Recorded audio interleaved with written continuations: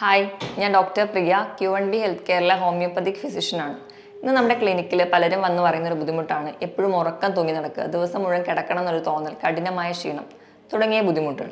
ഇത് പല കാരണങ്ങൾ കൊണ്ട് ഈ ഒരു കംപ്ലയിൻറ്റ്സ് ഉണ്ടാവാം. ഇന്ന് നമുക്ക് എങ്ങനെ ദിവസം മുഴുവൻ എനർജറ്റിക് ആയിട്ടിരിക്കാമെന്ന് നോക്കാം. ആദ്യം തന്നെ എന്തുകൊണ്ടാണ് ഇങ്ങനെ കഠിനമായ ക്ഷീണം, എപ്പോഴും കിടക്കണം തോന്നുക, ജോലികളൊക്കെ മാറ്റി വെക്കുക, അല്ലെങ്കിൽ നാളെ ചെയ്യാമെന്നൊരു തോന്നൽ, എപ്പോഴും ഉറക്കം തൂങ്ങിയ പോലെ നടക്കുക, ഈ ബുദ്ധിമുട്ടുകൾ എന്തുകൊണ്ടാണ് ഉണ്ടാകുന്നത് നോക്കാം. ഒന്നാമത്തെ കാരണം ഉറക്കക്കുറവ്. നമുക്കൊരു ആവറേജ് ഒരു മനുഷ്യന് വേണ്ടത് 7 മുതൽ 8 മണിക്കൂർ നല്ല ഡീപ്പായിട്ടുള്ള ഉറക്കമാണ്. ഇത് കിട്ടാതെ വരുമ്പോൾ നമുക്ക് രാവിലെ എണീക്കുമ്പോൾ കഠിനമായ ഒരു ക്ഷീണം തോന്നാം. അല്ലെങ്കിൽ ചിലർക്കൊക്കെ ആണെങ്കിൽ അമിതവണ്ണം അല്ലെങ്കിൽ പൊണ്ണത്തടിയൊക്കെ ഉണ്ടെങ്കിൽ നമ്മുടെ കഴുത്തിലെ മസിലൊക്കെ നമ്മൾ കിടക്കുമ്പോൾ റിലാക്സ് ചെയ്യും. അപ്പോൾ നമുക്ക് ശ്വാസം എടുക്കുന്നതിൽ ചെറിയ ബുദ്ധിമുട്ടുകളോ അല്ലെങ്കിൽ നമ്മുടെ ആ ഒരു റെസ്പിറേഷന് വേണ്ടി ചെറിയ ഒരു തടസ്സം അനുഭവപ്പെടാം. ഇങ്ങനെ വരുന്നതിൻ്റെ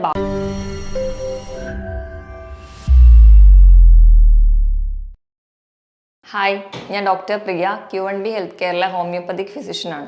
ഇന്ന് നമ്മുടെ ക്ലിനിക്കിൽ പലരും വന്ന് പറയുന്നൊരു ബുദ്ധിമുട്ടാണ് എപ്പോഴും ഉറക്കം തൂങ്ങി നടക്കുക, ദിവസം മുഴുവൻ കിടക്കണം എന്നൊരു തോന്നൽ, കഠിനമായ ക്ഷീണം തുടങ്ങിയ ബുദ്ധിമുട്ടുകൾ. ഇത് പല കാരണങ്ങൾ കൊണ്ട് ഈ ഒരു കംപ്ലയിൻറ്റ്സ് ഉണ്ടാവാം. ഇന്ന് നമുക്ക് എങ്ങനെ ദിവസം മുഴുവൻ എനർജറ്റിക് ആയിട്ടിരിക്കാമെന്ന് നോക്കാം. ആദ്യം തന്നെ എന്തുകൊണ്ടാണ് ഇങ്ങനെ കഠിനമായ ക്ഷീണം, എപ്പോഴും കിടക്കണം തോന്നുക, ജോലികളൊക്കെ മാറ്റി വെക്കുക, അല്ലെങ്കിൽ നാളെ ചെയ്യാമെന്നൊരു തോന്നൽ, എപ്പോഴും ഉറക്കം തൂങ്ങിയ പോലെ നടക്കുക, ഈ ബുദ്ധിമുട്ടുകൾ എന്തുകൊണ്ടാണ് ഉണ്ടാകുന്നത് നോക്കാം. ഒന്നാമത്തെ കാരണം ഉറക്കക്കുറവ്.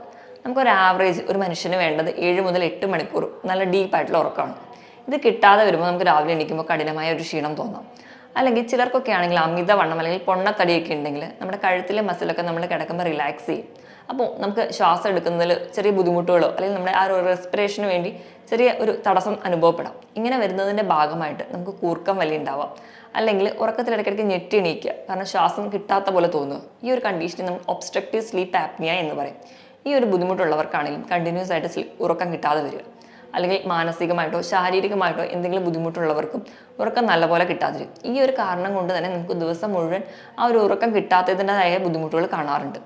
തൈറോയിഡ് പോലെയുള്ള ബുദ്ധിമുട്ടുകളുള്ളവർക്കും കഠിനമായ ഒരു ക്ഷീണവും, എപ്പോഴും കിടക്കണം, ഒരു അലസത തോന്നാറുണ്ട്. നമുക്ക് ശരീരത്തിന് ആവശ്യമായിട്ടുള്ള പോഷകങ്ങളായ അയൺ കിട്ടാതെ വരികയാണെങ്കിൽ പ്രധാനമായും സ്ത്രീകളിൽ ഈ ബുദ്ധിമുട്ടാണ് കാണുന്നത്. ഇതുള്ളവർക്കും കഠിനമായ ക്ഷീണം തോന്നാറുണ്ട്. അതുപോലെ നമ്മൾ പ്രഭാത ഭക്ഷണം സ്കിപ്പ് ചെയ്യുക, പല കാരണങ്ങൾ കൊണ്ട്, സമയമില്ലാത്തതിൻ്റെ പേരിലോ അല്ലെങ്കിൽ വണ്ണം കുറയ്ക്കാൻ വേണ്ടിയിട്ടൊക്കെ പലരും പ്രഭാത ഭക്ഷണം സ്കിപ്പ് ചെയ്യാറുണ്ട്. ഇതിൻ്റെ ഭാഗമായിട്ടും ഈ പ്രഭാത ഭക്ഷണം സ്കിപ്പ് ചെയ്യുന്നതിൻ്റെ ഭാഗമായിട്ടും നമ്മുടെ ശരീരത്തിന് ആവശ്യമായിട്ടുള്ള ന്യൂട്രിയൻസോ അല്ലെങ്കിൽ വൈറ്റമിൻസോ ഒന്നും കിട്ടാതെ വരും. ഇത് കിട്ടാത്തതിൻ്റെ ഭാഗമായിട്ട് നമുക്ക് ക്ഷീണം തോന്നാം. വൈറ്റമിൻ ഡി അല്ലെങ്കിൽ vitamin B complex, vitamin B12, folic acid തുടങ്ങിയ വൈറ്റമിനുകൾ, അതുപോലെ തന്നെ ധാതുക്കൾ, നമ്മുടെ ശരീരത്തിന് മഗ്നീഷ്യം, പൊട്ടാസ്യം, സോഡിയം പോലെയുള്ള ധാതുക്കൾ കുറഞ്ഞാലും ക്ഷീണം നമുക്കിങ്ങനെ ഉണ്ടാകാറുണ്ട്. ഇതിനോടൊപ്പം തന്നെ ഡിപ്രഷൻ അല്ലെങ്കിൽ വിഷാദ രോഗം ഉള്ളവർക്കും അവർക്ക് കൃത്യമായിട്ടൊരു ഉറക്കം കിട്ടില്ല, എപ്പോഴും ക്ഷീണവും കിടക്കണം എന്നൊരു തോന്നൽ മാത്രമേ ഉണ്ടാവുള്ളൂ. അതുപോലെ പ്രമേഹ രോഗമുള്ളവർക്ക് അല്ലെങ്കിൽ പ്രമേഹ രോഗ സാധ്യതയുള്ളവർക്ക് അവരുടെ ശരീരത്തിൽ അമിതമായിട്ട് ഗ്ലൂക്കോസ് ഉണ്ടാവും. അതിനോടൊപ്പം തന്നെ ഇൻസുലിൻ ഉണ്ടാവുകയെങ്കിലും പക്ഷേ ഈ ഇൻസുലിനെ ഈ ഗ്ലൂക്കോസിനെ തിരിച്ചറിയാൻ പറ്റാതെ വരുന്ന ഒരു കണ്ടീഷനാണ് ഇൻസുലിൻ റെസിസ്റ്റൻസ്.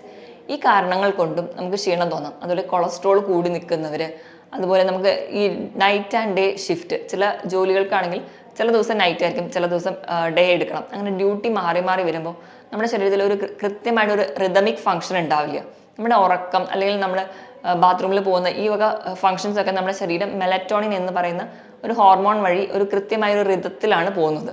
അപ്പം ഈ ഒരു താളം തെറ്റുന്നതിൻ്റെ ഭാഗമായിട്ട് ഉറക്കം കിട്ടാതിരിക്കാം, അല്ലെങ്കിൽ അതുവഴി നമുക്ക് ക്ഷീണം ഉണ്ടാവാം.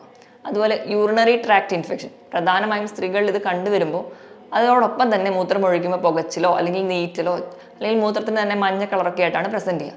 ചിലർക്കൊക്കെ ആണെങ്കിൽ ഈ ഒരു സിംറ്റംസ് ഒന്നും കാണില്ല, പക്ഷേ കഠിനമായ ക്ഷീണവും ചിലപ്പോൾ കുളിരൊക്കെ ആയിട്ടായിരിക്കും പ്രസൻറ്റ് ചെയ്യുക.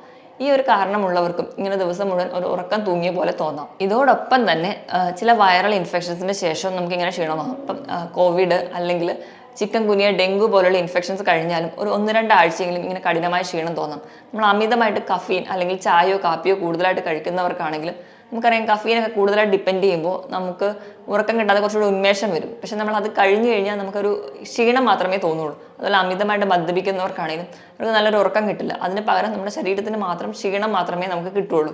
നമ്മുടെ ആവശ്യത്തിന് വെള്ളം കുടിക്കാതിരുന്നാൽ, ദിവസവും ഒരു 2 മുതൽ 3 ലിറ്ററോളം വെള്ളം ഒരാൾ കുടിച്ചിരിക്കണം എന്നാണ്. അപ്പോൾ അത്രയും വെള്ളം കുടിക്കാതെ വരുമ്പോൾ നമ്മുടെ ശരീരം ഡീഹൈഡ്രേറ്റഡ് ആവുന്നത് കൊണ്ടും പല കാര്യത്തിലുള്ള ഫുഡ് അലർജി ഉള്ളവർക്കും ഇങ്ങനെ ക്ഷീണം വിട്ടുമാറാതെ നിൽക്കുന്നത് കാണാം.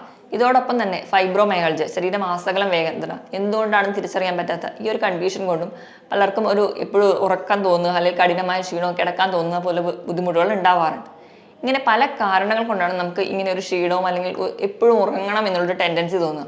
അപ്പം നമുക്ക് എന്തെങ്കിലും ഇങ്ങനെയൊരു കംപ്ലയിൻസ് ഉണ്ടെങ്കിൽ അതിൻ്റെ കാരണം എന്താണെന്ന് ആദ്യം തിരിച്ചറിയാൻ വേണ്ടി നിങ്ങൾക്ക് നിങ്ങളുടെ അടുത്തുള്ള ഒരു ഡോക്ടറോ അല്ലെങ്കിൽ നിങ്ങളുടെ ഒരു ഫിസിഷ്യനെയോ ഡിപ്പെൻഡ് ചെയ്യാവുന്നതാണ്. അതുവഴി നിങ്ങളുടെ കാരണങ്ങൾ എന്താണെന്ന് തിരിച്ചറിയുക.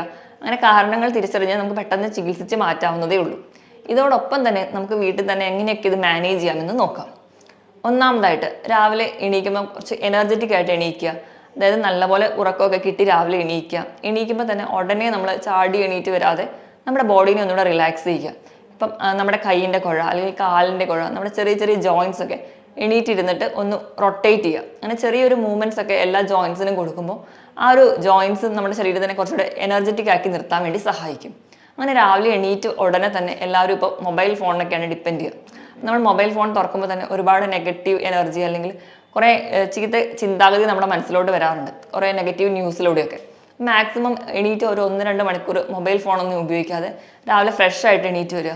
ചെറിയ വാമപ്പ് ഒക്കെ ചെയ്ത് കഴിഞ്ഞിട്ട് എറോബിക് എക്സസൈസോ അല്ലെങ്കിൽ ഒരു മോർണിംഗ് വാക്കിനോ പോവാം. അതോടൊപ്പം തന്നെ 1-2 ഗ്ലാസ് ചെറു ചൂടുവെള്ളം കുടിക്കാൻ വേണ്ടി ശ്രദ്ധിക്കുക. അങ്ങനെ കുടിക്കുന്നത് വഴിയും അതുപോലെ തന്നെ രാവിലെ നമ്മൾ എക്സസൈസുകൾ ചെയ്യുന്നത് വഴിയും ഇളം വെയിൽ കൊള്ളുന്നത് വഴി നമുക്ക് ആവശ്യത്തിനുള്ള വൈറ്റമിൻ ഡി കിട്ടുകയും നമ്മുടെ ഒരു ആരോഗ്യത്തിന് നമുക്ക് വളരെയധികം സഹായിക്കുകയും ചെയ്യും. ഇതോടൊപ്പം തന്നെ രാവിലത്തെ പ്രഭാത ഭക്ഷണം നമ്മൾ എണീറ്റ് 1-2 മണിക്കൂറിനുള്ളിൽ തന്നെ കഴിക്കുക എന്ന് ഉറപ്പുവരുത്തുക. പ്രോട്ടീൻസും അതുപോലെ നല്ല കൊഴുപ്പ്, അതുപോലെ നമുക്ക് അന്നജമടങ്ങിയ ഭക്ഷണങ്ങൾ, പച്ചക്കറികൾ, ഫ്രൂട്ട്സ് ഒക്കെ തുല്യ അളവിലെടുത്ത് കഴിക്കാൻ വേണ്ടി ശ്രദ്ധിക്കുക. ധാരാളം omega-3 ഫാറ്റി ആസിഡ്സ് അടങ്ങിയിട്ടുള്ള നട്ട്സ്, ചെറിയ മത്സ്യങ്ങൾ, മീനെണ്ണ ഗുളികകൾ, ഇതൊക്കെ നമ്മൾ കഴിക്കുന്നത് കുറച്ചുകൂടി നമുക്കൊരു ഹെൽത്തി ആയിട്ടിരിക്കാൻ നമ്മളെ സഹായിക്കും. അതോടൊപ്പം തന്നെ ദിവസവും 2 മുതൽ 3 ലിറ്ററോളം വെള്ളം കുടിക്കുക. അതുപോലെ നമുക്ക് കിടക്കുന്നതിന് മുൻപ് നമ്മൾ എപ്പോഴും ഹെവി ആയിട്ടുള്ളൊരു ഭക്ഷണം കഴിക്കാതെ നമ്മുടെ വിശപ്പിനനുസരിച്ച് കുറച്ച് മാത്രം കഴിക്കുക. എപ്പോഴും ഭക്ഷണം കഴിക്കുന്ന ഒരു 8 മണിക്ക് മുൻപ് തന്നെ കഴിക്കുക. അതുപോലെ ഹെവി ആയിട്ടുള്ള ഭക്ഷണം കഴിക്കാതിരിക്കുക. നല്ലൊരു ഉറക്കം ഉറപ്പുവരുത്തുക. ഇങ്ങനെയൊക്കെ ചെയ്താൽ തന്നെ നമുക്ക് കുറച്ചുകൂടെ ഒരു ദിവസം മുഴുവൻ എനർജറ്റിക് ആയിട്ട് ഇരിക്കാൻ വേണ്ടി സഹായിക്കും. മറ്റൊരു ഹെൽത്ത് ടോപ്പിക്കുമായിട്ട് വീണ്ടും കാണുന്നത് വരെ നന്ദി.